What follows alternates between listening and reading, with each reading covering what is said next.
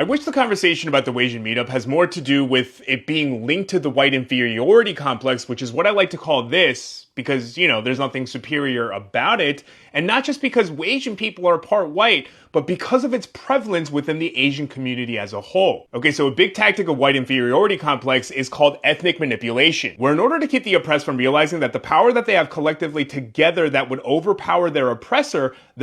instead makes them fight within themselves to take the attention away from them. For instance, when slave owners made it seem like the ones that worked in the house had a cushier, therefore a higher position than the ones working the more labor-inducive jobs in the fields. By the way, I didn't write that. And this tactic is called horizontal hostility, which creates a hierarchical system. And the Asian community as a whole falls victim to this really hard, because when Asian people state that they wanted to come together because they wanted to form a community of people who know what it's like to not belong to the either community that they're supposed to belong to, they don't realize that we all Asian American people, feel this as a whole, where we don't feel like we're Korean enough or American enough. And of course, Asians don't realize that they're not alone in that struggle, because we can't even come together to talk about our similarities because we're too busy comparing each other and trying to decide who is better than the other when we are all fighting the same system of oppression. I mean, East Asian people can't even come together because we're too busy being like, I'm not Chinese, I'm Korean, so how are we going to be able to relate to Southeast Asians,